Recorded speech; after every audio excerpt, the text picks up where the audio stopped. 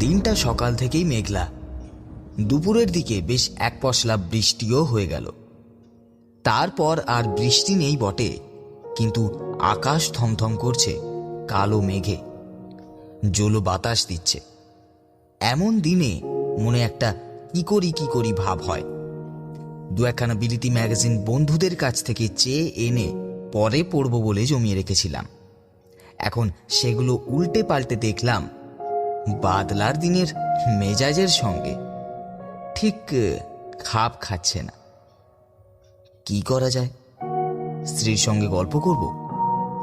না, 7 বছর বিয়ে হয়ে যাওয়ার পর আর বাদলার দিনে খোলা জানলার ধারে স্ত্রীকে নিয়ে কাব্য চলে না। যতই নিষ্ঠুর শোনাক, কথাটা সত্যি। মহাকালের নির্মমতা এবং অতীত সুখের দিন সম্বন্ধে বিমর্ষভাবে চিন্তা করছি এমন সময় দরজার কড়া নড়ে উঠল।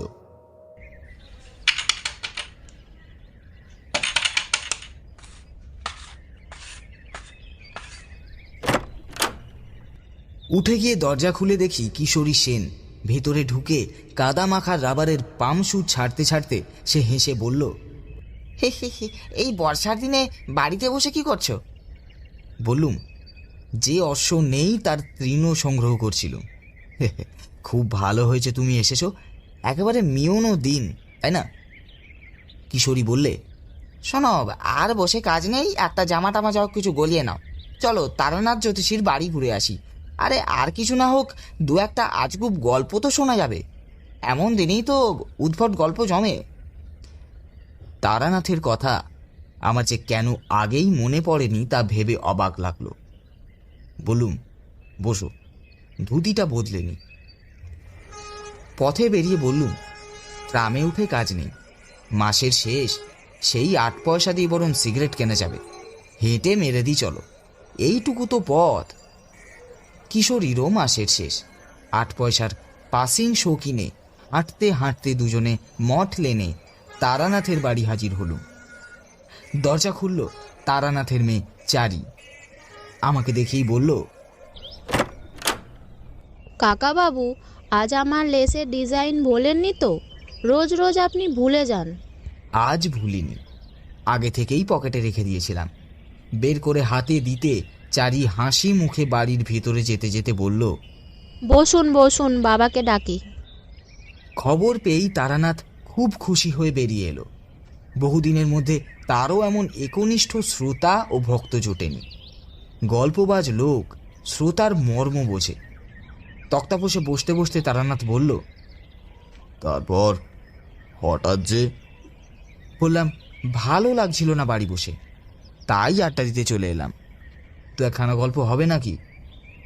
তারানাথ স্পষ্টতই খুশি হলো, বলল, বসো, আরে আগে জমিয়ে বসো, কি খাবে বলো? চারে চারে, এদিকে শোন দেখি একবার। চারি এসে দাঁড়াতে তারানাথ বলল, যা দেখি, চট করে তেল নুন কাঁচা লঙ্কা দিয়ে মুড়ি মেখে নিয়ে আয় তো, পরে চা দিবি। তারপর আমাদের দিকে ফিরে বলল, কি গল্প বলবো, তোমরা তো সব বিশ্বাসই করো না। কিশোরী বললে, অমনি ফস করে বলে দিলেন বিশ্বাস করি না। আরে বাবা, বিশ্বাস যদি নাই করব, তাহলে এই বাদলা এতখানি পথ ঠেঙে এলাম কি করতে? সে তো গল্প শোনার লোভে। নাস্তিক আর অবিশ্বাসীরাই অলৌকিক গল্পের ভালো শ্রোতা হয়। আমি বললাম, আমরা আপনার কাছে এত দিন আসছি, আপনি কিন্তু আমাদের অলৌকিক কিছু দেখালেন না। তারানাথ উজ্জ্বল চোখে আমার দিকে তাকিয়ে বলল, মানে শূন্যে হাত নেড়ে সন্দেশ রসগোল্লা আনা এসব বলছো? জলকে মন্ত্র পড়ে শরবত করে দেওয়া? তোমাকে তো একদিন বলেছি ওসব খুব নিম্ন শ্রেণীর শক্তি, ভেল কি ও করায় গুরুর বারণ ছিল, তবে করিনি কি? হ্যাঁ, করেছি। কম বয়সে ভক্তদের অবাক করবার জন্য পয়সা রোজগারের ফিকিরে করেছি, কিছু কিছু করেছি। বাকি শক্তি তো তাতেই গেল। তো ওতে কিছু নেই বাপু। আসল তান্ত্রিক কখনো ভেলকি দেখায় না। কিশোরী বললে, আচ্ছা সাধুরা যে চোখ বুজে ত্রিভুবন ত্রিকাল সব দেখতে পান, এখানে বসে বিলেতে কি হচ্ছে সব বলে দিতে পারেন, এসব কি আদৌ বিশ্বাসযোগ্য? নিশ্চয়। সৎগুরু পেলে আর প্রকৃত সাধনা করতে পারলে ওটা তুমিও পারবে। যেমন? যেমন ধরো, সদ্য মৃত কোনো চণ্ডালের সব থেকে মুন্ড কেটে এনে অমাবস্যা বা সংক্রান্তি তিথিতে শ্মশানে গর্ত করে তাতে সেই মুন্ড নিক্ষেপ করতে হবে।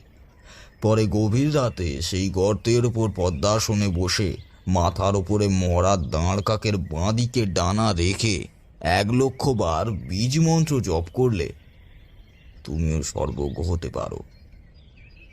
বীজ মন্ত্র? বীজ মন্ত্রটা কি? সেটি বলা যাবে না। তন্ত্রে অদীক্ষিত লোকের কাছে সাধনার গুহ্য মন্ত্র বলা নিষেধ। বীজ মন্ত্রই আসল কিনা?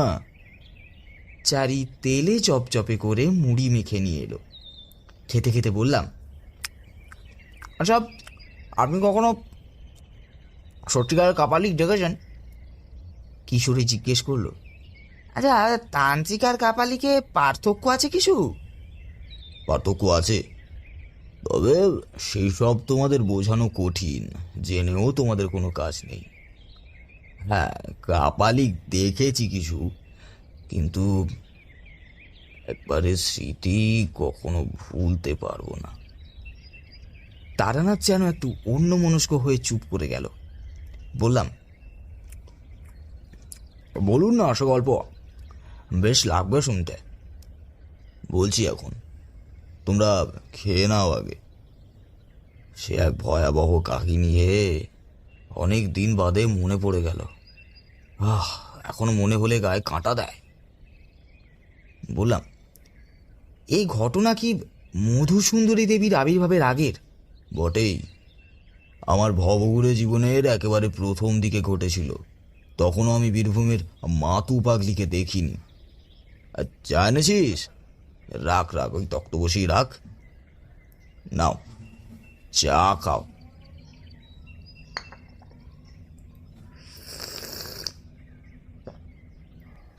আমরা চায়ে চুমুক দিলাম।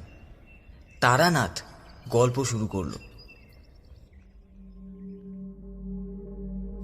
আমার বয়স তখন 22-23। বাড়িতে আর ভালো লাগে না। আমাদের গ্রামের ধারে বাঁধানো বটতলায় একবার এক বিচিত্র দর্শন সাধু এসে 7-8 দিন বাস করেছিল। সামনে ধনী জ্বালিয়ে চুপ করে বসে থাকে, মাথায় চূড়ার মতো উঁচু জটার ভার, চোখ দুটো বেশ শান্ত। গ্রামের অনেকেই তার কাছে গিয়ে দুধ ফল মূল এসব দিয়ে আসতো। বউ ঝিরা বায়না করতো মাদুলি তাবিজের জন্য।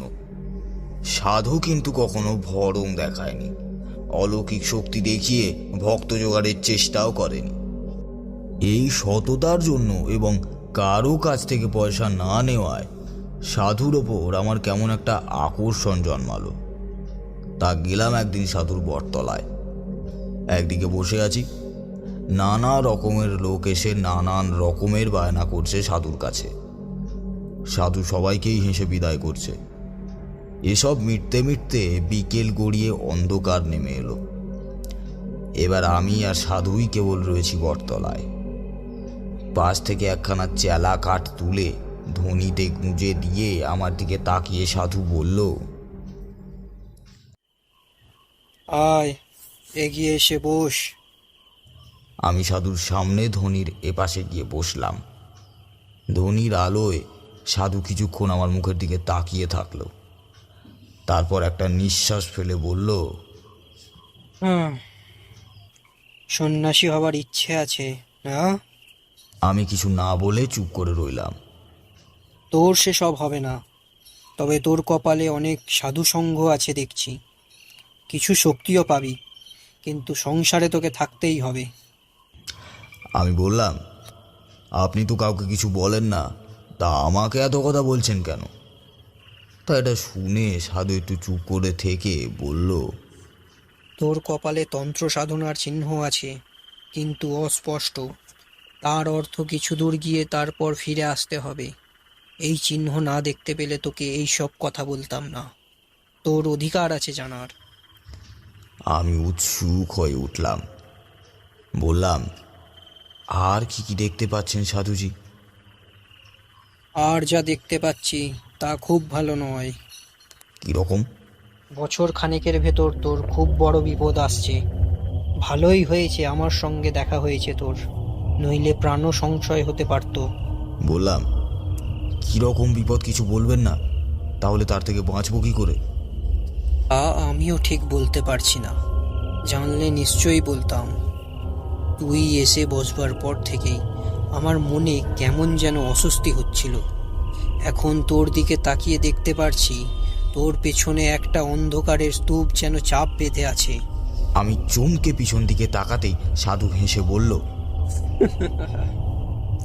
তুই দেখতে পাবি না, আমি দেখতে পাচ্ছি। আমি বললাম, 1 বছরের মধ্যেই বিপদ যে ঘটবে তা কি করে বলছেন? আগে বা পরেও তো হতে পারে। ওটা আমার অভিজ্ঞতা থেকে বলছি, বোধহয় ভুল করিনি। চুপ করে বসে রইলাম। বলা বাহুল্য, সাধুর কথা শুনে একটু গা শিরশির করছিল। কেউ যদি জানতে পারে তার পেছনে একটা অদৃশ্য চাপ বাঁধা অন্ধকার ঘুরছে, তাহলে তার ভালো লাগার কথা নয়।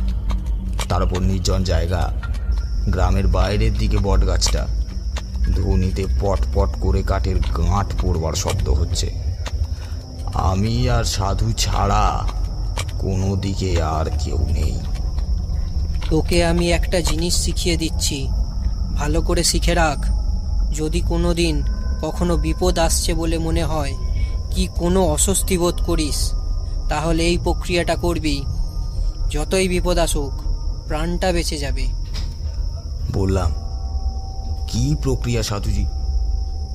নে, ভালো করে দেখ, আর এই মন্ত্রটা মুখস্থ করে নে। একে বলে গাত্রবন্ধন। শিখতে বেশিক্ষণ লাগলো না। বললাম, কিন্তু বিপদ যে আসছে তা বুঝতে পারবো কি করে? সাধু একটু হাসলো, তারপর বলল, তুই ঠিক বুঝতে পারবি। তোর কপালে তন্ত্র সাধনার চিহ্ন আছে বললাম না? সময় হলে আমার মতো মনের মধ্যে বিপদের ঘন্টাটা বেজে উঠবে। আমি যেমন আজ তোর বিপদের বুঝতে পারলাম।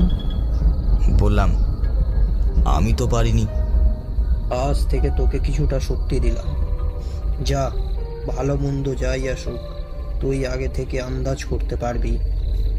আমি হাত জোড় করে বললাম, আমাকে আপনার শিষ্য করে নিন, আমি দীক্ষা নেব আপনার কাছে।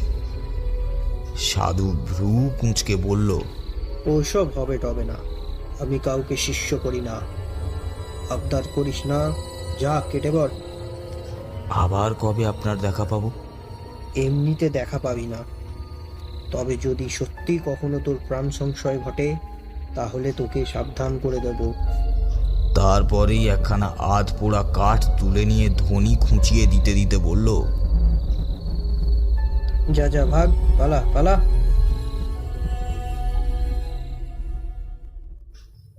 বাড়ি ফিরে এলাম। পরদিনই সাধু আস্তানা ভেঙে কোথায় চলে গেল কে জানে। পরদিন বিকেলে বটতলায় গিয়ে দেখি শুধু নিভে যাওয়া ধ্বনির ছাই আর কতগুলো আধ পোড়া কাঠ পড়ে আছে। মাসখানেক কাটলো, কিছুই যেন আর ভালো লাগে না। কেবলই বাড়ি থেকে বেরিয়ে গিয়ে পড়তে ইচ্ছে করে। পথ যেন দারুণ আকর্ষণে টানছে। কেবল যে ধর্মের স্পৃহা তা নয়, একটা ভবঘুরেমি পেয়ে বসলো। এইভাবে আরও কিছুদিন কাটাবার পর একদিন সত্যিই কয়েকটা জামা কাপড় আর 10টা টাকা নিয়ে বেরিয়ে পড়লাম। বাড়ির লোক খোঁজাখুঁজি করবে আর সন্ধান পেলেই ধরে নিয়ে যাবে বাড়িতে। এই জন্য সারা দিনই প্রায় হাঁটতাম, যত দূরে গিয়ে পড়া যায়। রাত্রে আশ্রয় নিতাম কোনো গৃহস্থের বাড়িতে। তখনকার লোকজন ছিল ভালো, অভাব ছিল না। গোলাভর্তি ধান, পুকুর ভর্তি মাছ আর নিজের গরুর দুধ। অতিথিকে যত্ন করতে সে যুগের লোক ত্রুটি করতো না।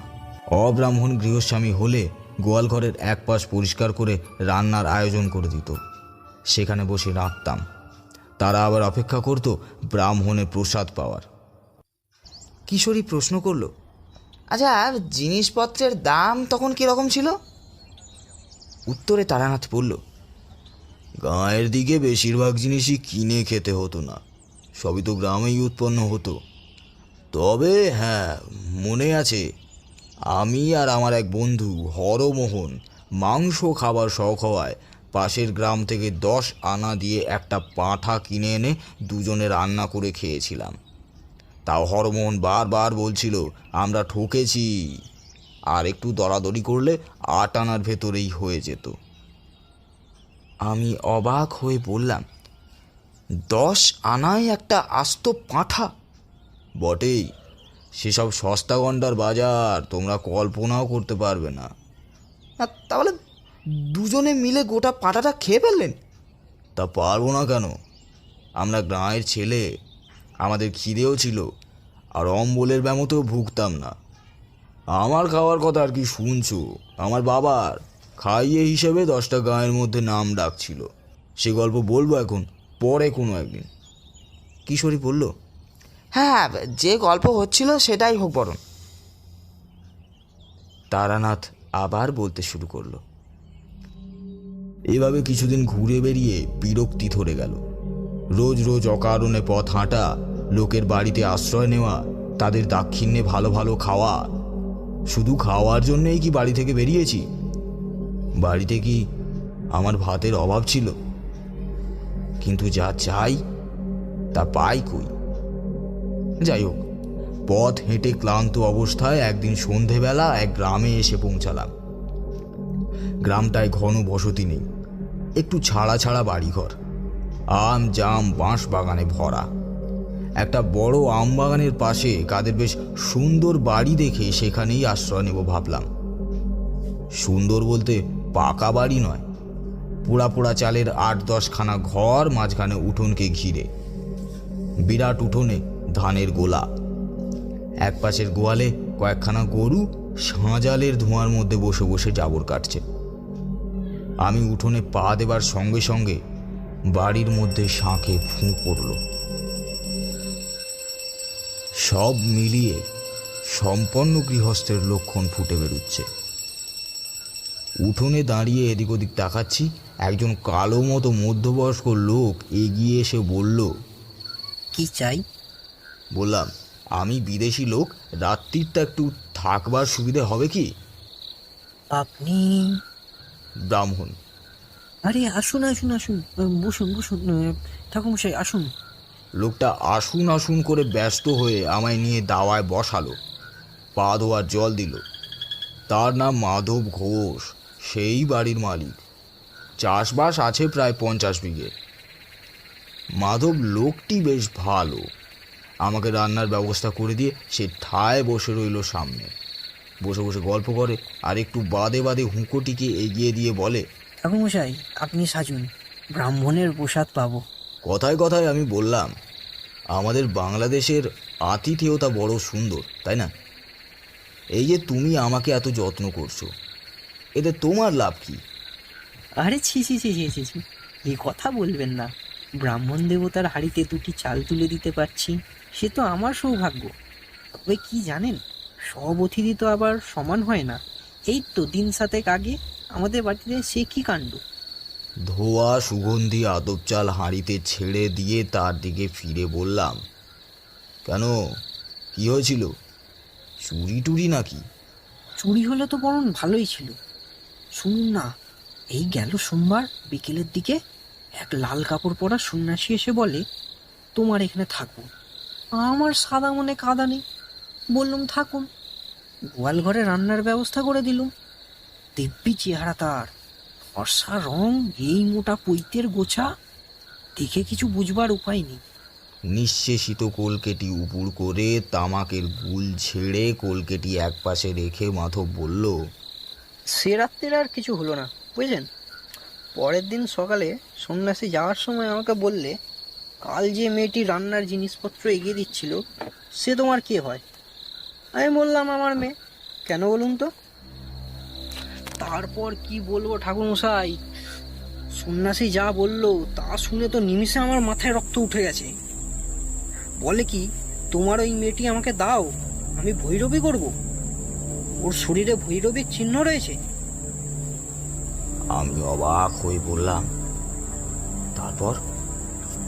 তারপর আর কি, আমার চেঁচামেচিতে পাড়ার লোকজন জড়ো হয়ে গেল। বললু, ঠাকুর, শুধু ব্রাহ্মণ বলে তুমি পার পেয়ে গেলে, নইলে মাধব ঘোষের মেয়ের দিকে নজর দিয়ে এই গ্রাম থেকে আর বেরুতে হতো না। সন্ন্যাসী আমার দিকে কটমট করে তাকিয়ে যাওয়ার সময় বলে গেল, কাজটা ভালো করলি না, তোর মেয়ে উদ্ধার হয়ে যেত, প্রতিফল হাতে হাতে পাবি। আমি অবাক হয়ে শুনছিলাম। বললাম, বলো কি হে, এ তো সাংঘাতিক ব্যাপার। লোকটা আর আসেনি তো? আর আসতে সাহস হবে না, সন্ন্যাসী হলেও প্রাণের মায়া তো আছে। মাধব ঘোষের যত্নের সত্যি তুলনা নেই। খাওয়া দাওয়া যখন প্রায় শেষ, তখন একটা বড় জামবাটি ভর্তি দুধ এনে সে একটু দূরে নামিয়ে রাখলো। আমি লজ্জা পেয়ে বললাম, আবার আবার দুধ কেন? আগে খান ঠাকুরমশাই, ওইটুকু খান, ব্রাহ্মণ সেবা করলে আমারই তো কল্যাণ হবে। পরের দিন সকালে উঠে আমি মাধবের কাছে বিদায় চাইলাম। সে ছাড়তে চায় না কিছুতেই। আমি প্রায় জোর করেই চলে এলাম বলা যায়, কারণ আগেই বলেছি আমি দুটো ভাতের জন্য পথে বের হইনি। সরল মানুষের ঘাড়ে চেপে অকারণে অন্ন ধ্বংস করতে আমার খারাপ লাগলো। এই পথে আবার কখনো এলে তার বাড়িতে আশ্রয় নেব কথা দিয়ে বেরিয়ে পড়লাম। পরের দিন সকালে উঠে আমি মাধবের কাছে বিদায় চাইলাম। সে ছাড়তে চায় না কিছুতেই। আমি প্রায় জোর করেই চলে এলাম বলা যায়, কারণ আগেই বলেছি আমি দুটো ভাতের জন্য পথে বের হইনি। সরল মানুষের ঘাড়ে চেপে অকারণে অন্ন ধ্বংস করতে আমার খারাপ লাগলো। এই পথে আবার কখনো এলে তার বাড়িতে আশ্রয় নেব কথা দিয়ে বেরিয়ে পড়লাম। দুপুরে একটা গঞ্জ মতো জায়গায় চিনে দই কিনে খাই, তারপর আবার হাঁটি। সারাদিনে প্রায় মাইল 15-16 হেঁটে সন্ধে নাগাদ একটা এমন জায়গায় এসে পৌঁছালাম যার ত্রিসীমানায় কোনো গ্রাম বা জনবসতি নেই। রুক্ষ প্রাণহীন প্রান্তরের মধ্যে দিয়ে একটা ছোট্ট কি নদী তীর তীর করে বয়ে চলেছে। কি করব ঠিক করতে না পেরে নদীর ধার ধরে হেঁটে এগুতে লাগলাম। মিনিট 15 হেঁটে দেখি সামনে একটা শ্মশান, বেশ বড় শ্মশান। অন্তত যতদূর চোখ যায় তাকিয়ে দেখলাম পোড়া পোড়া কাঠের গুঁড়ি, ছেঁড়া মাদুর, ভাঙা কলসি এই সব পড়ে আছে। কিশোরী বললে, ওই নির্জন শ্মশানে সন্ধেবেলা আপনার ভয় করলো না? না, ভয় করবে কেন? শ্মশান অতি পবিত্র স্থান, সেখানে মানুষের পাপ শেষবারের মতো মুছে যায়, তার ঊর্ধ্বলোকে প্রস্থানের পথ সুগম হয়। শ্মশানে ভয় কিসের? যাই হোক, দাঁড়িয়ে চারদিকে তাকাচ্ছি, হঠাৎ গম্ভীর গলায় পেছন থেকে কে একজন বলে উঠল, এখানে কি চাই? কি ভয়ানক গলার স্বর! লোহার ড্রামে পাথরকুচি ঢাললে এমন শব্দ হতে পারে। চমকে পিছন দিকে তাকিয়ে দেখি একজন সাধু দাঁড়িয়ে, মাথায় পাকা তেঁতুলের মতো অজস্র জটা, মুখময় অযত্নবর্ধিত দাড়ি গোঁফের জঙ্গল, লম্বায় আমার মাথা ছাড়িয়ে আর এক হাত, পরনে রক্তাম্বর, পায়ে বাউল দেয়া কাঠের পুরু খড়ম। কি দরকার এখানে? সাধুকে প্রণাম করে বিনীতভাবে জানালাম আমার বিশেষ কোনো দরকার নেই, পথ হাঁটতে হাঁটতে এসে পৌঁছেছি এই মাত্র। কোথায় যাওয়া হবে? কোথাও না, মানে ঠিক নেই। সাধু কি বুঝলো জানি না, কিছুক্ষণ আমার মুখের দিকে স্থির হয়ে তাকিয়ে থাকলো। তারপর তার দাড়ির জঙ্গলে খুব সূক্ষ্ম একটা হাসির রেখা ফুটে উঠল। আয় আমার সঙ্গে। আমি সেই ঘনায়মান অন্ধকারে সাধুর পেছনে চললাম।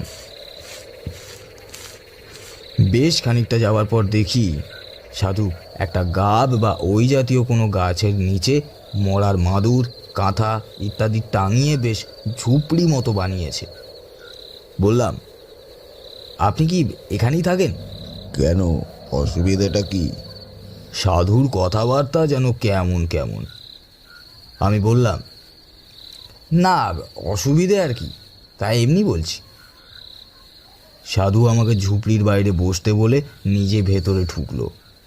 বেরিয়ে এলো দুটো পাকা কলা হাতে নিয়ে। বলল, এ নাও খাও। নিলাম। কি উদ্দেশ্যে বেরোনো হয়েছে বাড়ি থেকে? সাধু হবার ইচ্ছে নাকি? আমি কোনো উত্তর না দিয়ে চুপ করে কলা হাতে বসে রইলাম।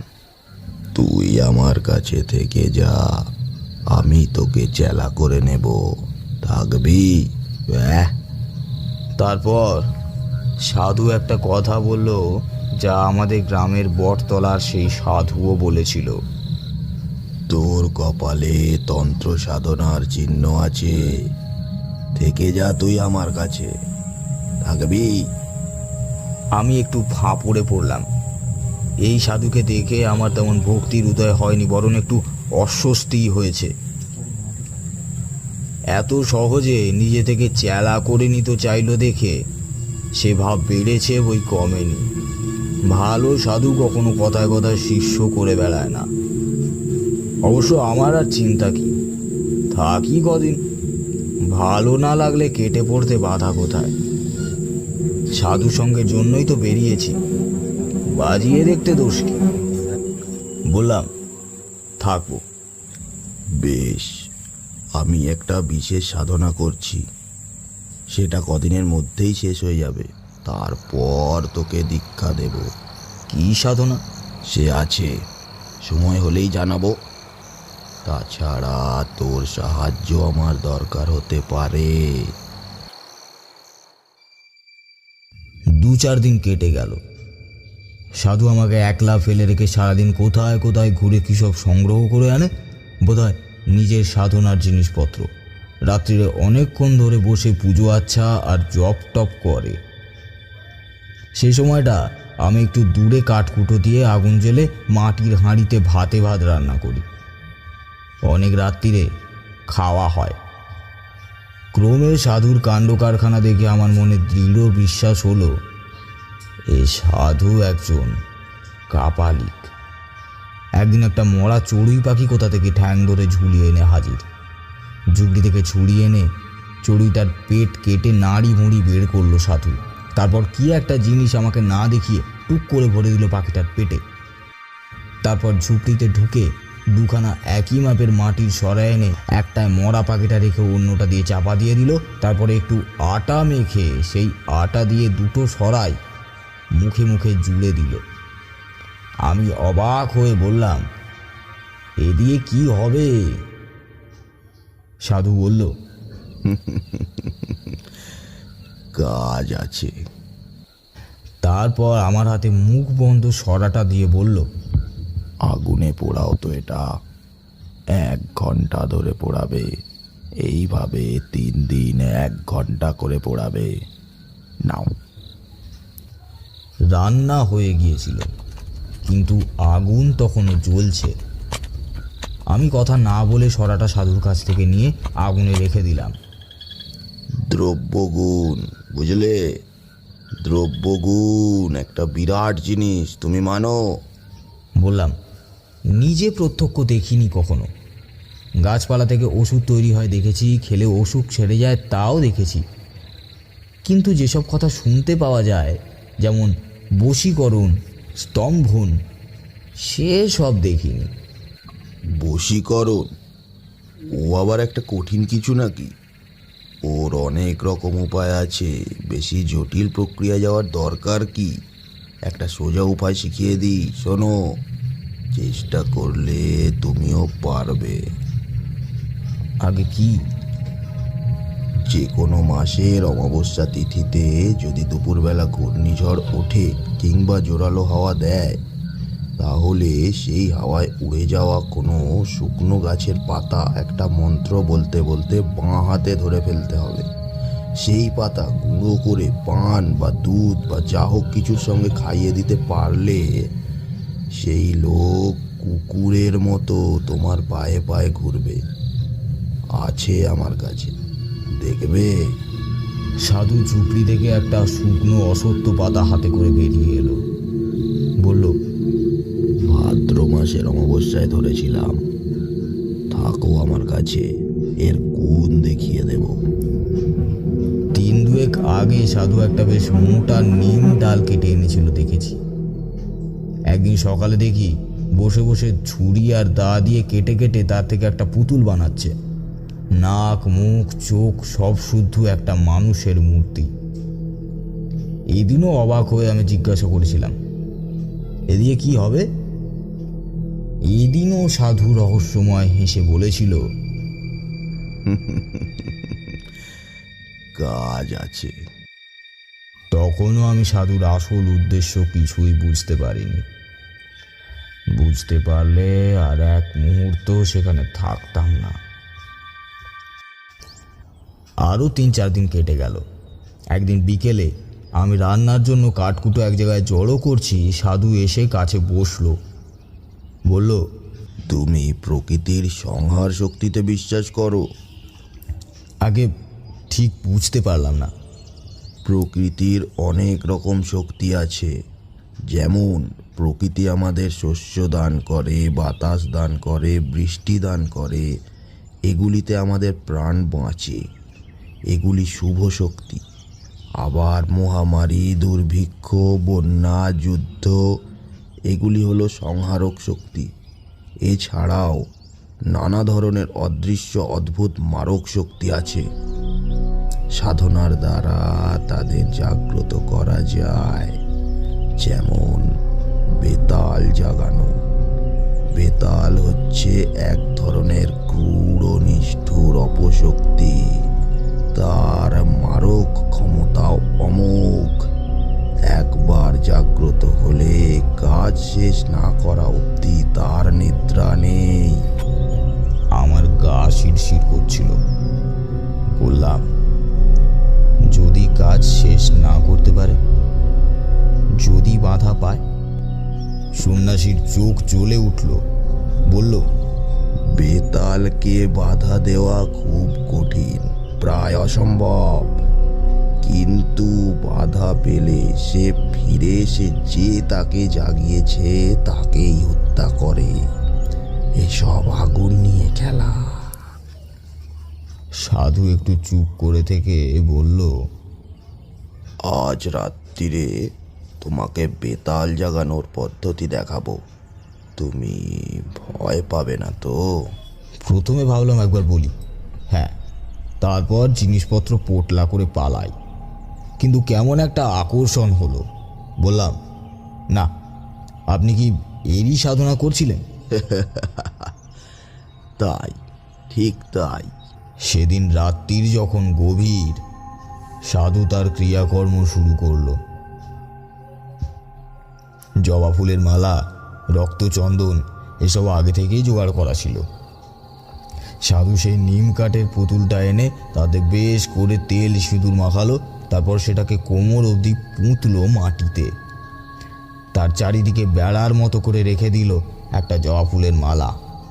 পদ্মাসনে বসে বিড় করে কিছু মন্ত্র পড়তে পড়তে পুতুলটায় চন্দনের ছিটে দিতে লাগলো।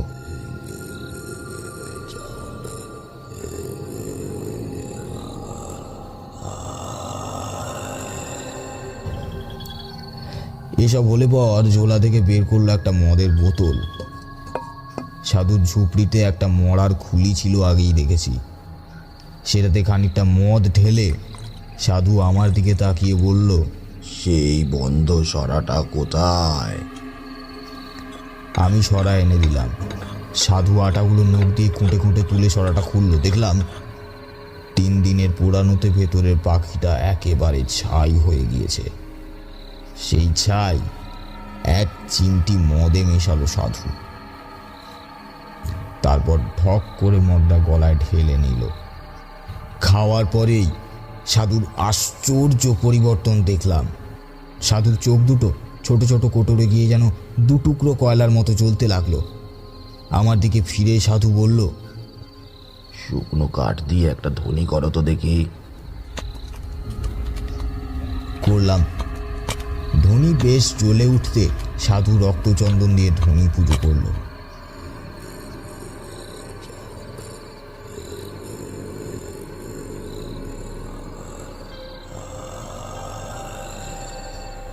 তারপর তামার কোষায় গাওয়া ঘি, একটা জবা ফুল, আরও কি যেন মিশিয়ে মন্ত্র পড়ে আহুতি দিতে লাগলো।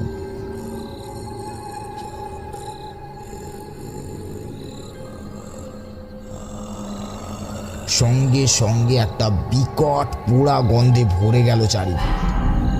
আর আমার মনে হলো ধোঁয়া আর অন্ধকারের ভেতরে ধ্বনির মধ্যে থেকে একটা জমাট বাঁধা অন্ধকার দিয়ে তৈরি মূর্তি উঠে বাতাসে ভর করে ভেসে কোথায় মিলিয়ে গেল। আমি অবাক হয়ে সেদিকে তাকিয়েছিলাম। মূর্তিটাকে যে খুব পরিষ্কারভাবে দেখেছিলাম তা বলতে পারি না, তবে যেটুকু দেখেছিলাম তাতেই বুক ঠান্ডা হয়ে আসে। বিশাল স্থূল ও রাত্রির অন্ধকার দিয়ে তৈরি যেন একটা অপছায়া। সাধু বলল, দেখলে, ওই বেতাল। আমি বললাম, কোথায় গেল? এদিকে সরে এসো। আমি আসল কথাটা এতদিন তোমাকে বলিনি, আজ বলি। আজ থেকে 15-20 দিন আগে এখান থেকে মাইল 20 দূরে এক গ্রামে আমি মাধব ঘোষ বলে একজন লোকের বাড়িতে রাত্রিরে আতিথ্য গ্রহণ করি। মাধব ঘোষ? আমার মাথায় বিদ্যুৎ খেলে গেল। তাহলে এই সাধুই কি সেদিন মাধবের বাড়িতে হাঙ্গামা করেছিল? বটে, সাধু বলে চলেছে। সেই মাধব ঘোষের বড় মেয়েটির দেহে প্রকৃত সাধন সঙ্গিনী হবার উপযুক্ত সমস্ত লক্ষণ বর্তমান ছিল। আমার বর্তমানে কোনো ভৈরবী নেই। আমি পরদিন সকালে মাধব ঘোষের কাছে সাধনার জন্য মেয়েটি চাইলাম। মাধব দিল তো নাই, উপরন্তু আমাকে অকথ্য অপমান করে বাড়ি থেকে তাড়িয়ে দিল। সে অপমান আমার বুকে কাঁটার মতো বিঁধে আছে। বেরিয়ে আসবার সময় মাধব আমার ঘাড়ে হাত দিয়ে একটা ধাক্কাও দিয়েছিল। আমার গায়ে হাত। আচ্ছা মাধব ঘোষ, এইবার দেখবো তোমাকে। আমি ভয় পেয়ে বললাম, কি করবেন আপনি? করব কি, করেছি। এই যে বেতাল জাগিয়ে পাঠালাম, কোথায় গেল যে? পাঠালাম ওই মাধব ঘোষের বাড়ি। এবার বুঝবে কাকে সে অপমান করেছিল। কি হবে মাধব ঘোষের? আজ তার নিজের ক্ষতি কিছু হবে না। আজ তার বাড়িতে কিছু একটা করে আসবে বেতাল। এক পক্ষ ধরে আমি বেতাল মন্ত্র জপ করে আজ আহুতি দিয়েছি। কাল অমাবস্যা, কাল পূর্ণাহুতি দেব হোম করে। ওই যে নিম কাঠের পুতুল দেখছো, ওটা হচ্ছে মাধব ঘোষের প্রতিমূর্তি। ওই পুতুলে কাল প্রাণ প্রতিষ্ঠা করে বেতালকে চিনিয়ে দেব। তারপর বেতাল আবার কাল যাবে মাধবের বাড়ি। তারপর পরশু মাধব ঘোষের মৃতদেহ পড়ে থাকবে উঠোনে কি আমবাগানের মধ্যে। ভয়ঙ্কর ভয়ঙ্কর বিভৎস অপমৃত্যু। কেউ কিচ্ছুটি টের পাবে না কোথা দিয়ে কি হলো। সাধুর মুখখানা এখন আমার কাছে নেকড়ে বাঘের মতো লাগছিল।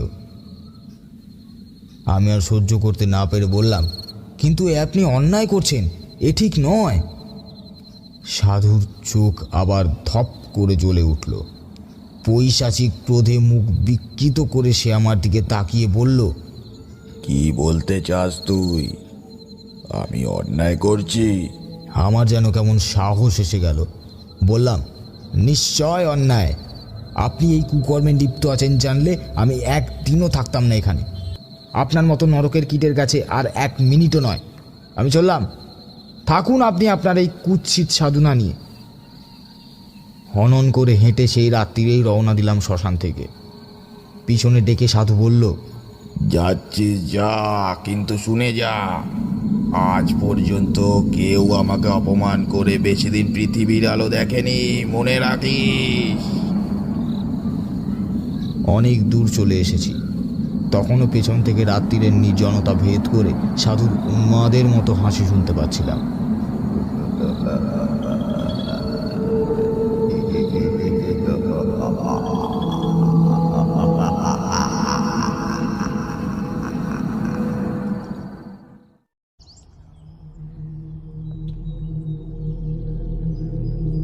পরের দিন দুপুর গড়িয়ে গেলে অবিশ্রান্ত হেঁটে আমি মাধব ঘোষের বাড়ি পৌঁছালাম। দেখি সমস্ত বাড়িটা যেন কেমন ঝিমিয়ে আছে, ভেতরে কেউ যেন জেগে নেই। জানি না বেতাল কাল কি করে গিয়েছে।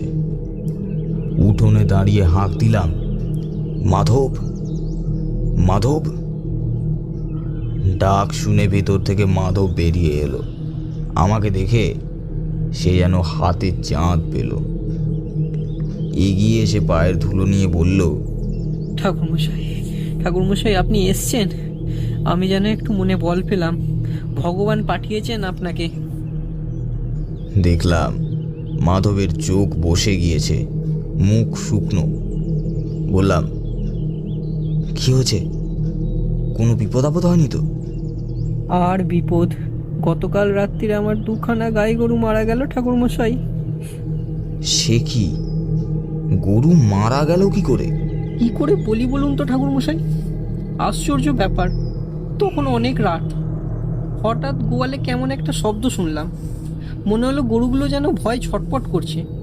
উঠে বাইরে যাবার আগেই মুংলি গাইটা চিৎকার করে উঠল। গিয়ে দেখি রাঙি আর মুংলি দুটোই মাটিতে শুয়ে ছটপট করছে। কি হলো কে জানে। তক্ষুনি লোক পাঠালাম পাশের গায়ে গোবদ্দি আনার জন্য। সে এলো বটে, কিন্তু কিছুই বুঝতে পারলো না। আর আজই গরু দুটো মারা গেল। মাধবের চোখ দিয়ে জল পড়তে লাগলো। আর আজ সকাল থেকেই আবার মেয়েটার জ্বর, গা যেন পুড়ে যাচ্ছে। সেসব তো আর ভালো কথা নয় ঠাকুরমশাই।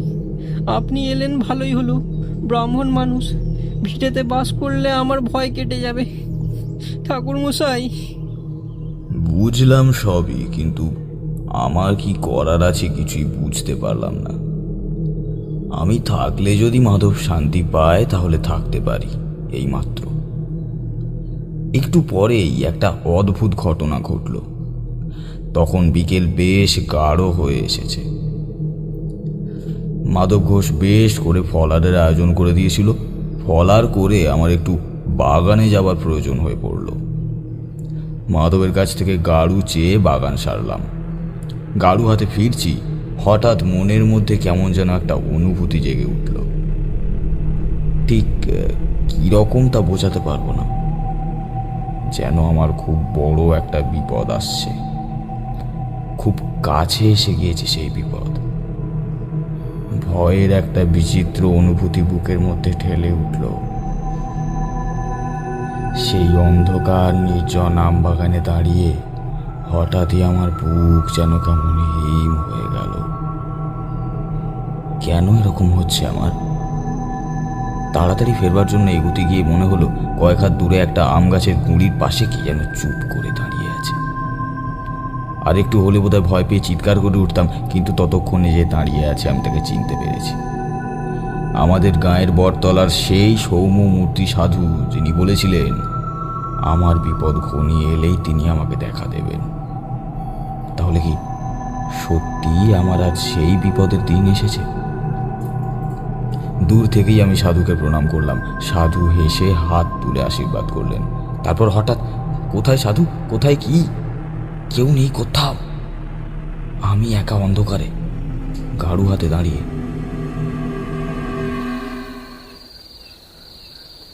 ফিরে এসে মাধবকে বললাম, দেখো, আজ তোমার আমার দুজনেরই খুব বিপদ।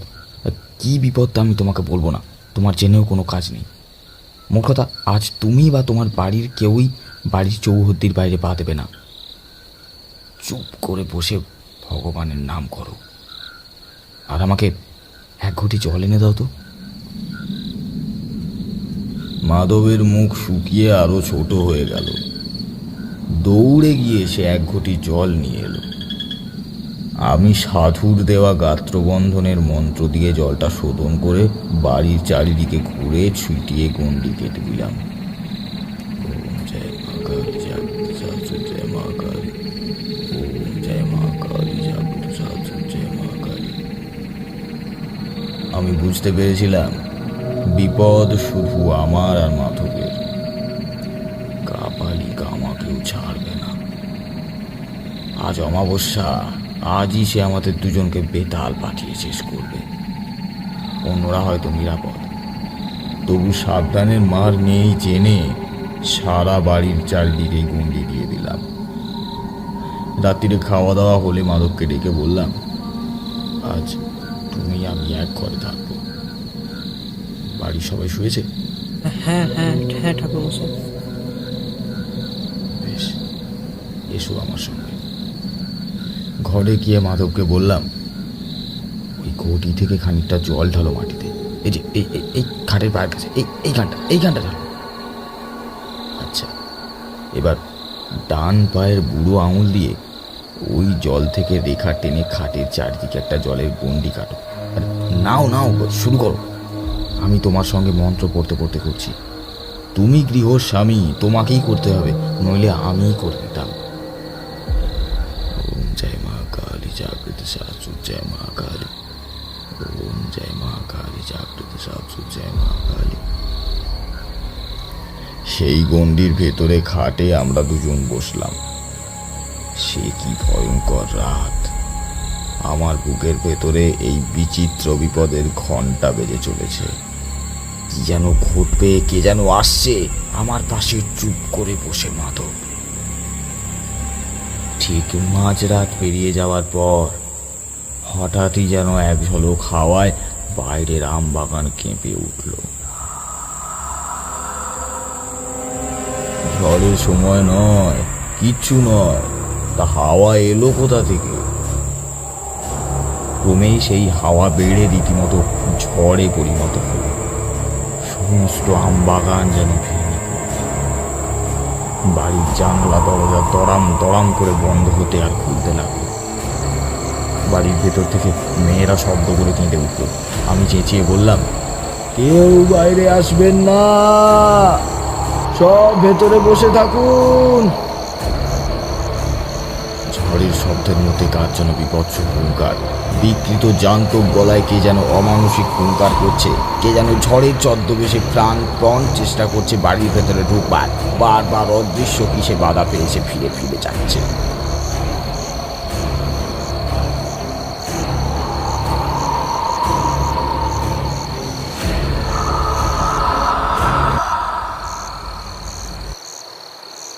খানিকক্ষণ এরকম চলার পর হঠাৎ ঝড়টা যেন এক মুহূর্তে থেমে গেল। আবার শান্ত আমবাগান। মৃদু হাওয়ায় বাড়ির কলা গাছের পাতা নড়ছে। যে বাড়িতে ঢোকবার চেষ্টা করছিল সে যেন উদ্দেশ্য সফল হবে না বুঝে ফিরে গিয়েছে। আমার বুকের ভিতরে বিপদের ঘণ্টাটাও হঠাৎ থেমে গেল। মাধব ঘোষ আতঙ্কিত চোখে আমার দিকে তাকিয়েছিল। আমি বললাম, আর ভয় নেই, বেঁচে গেলাম কোথায়?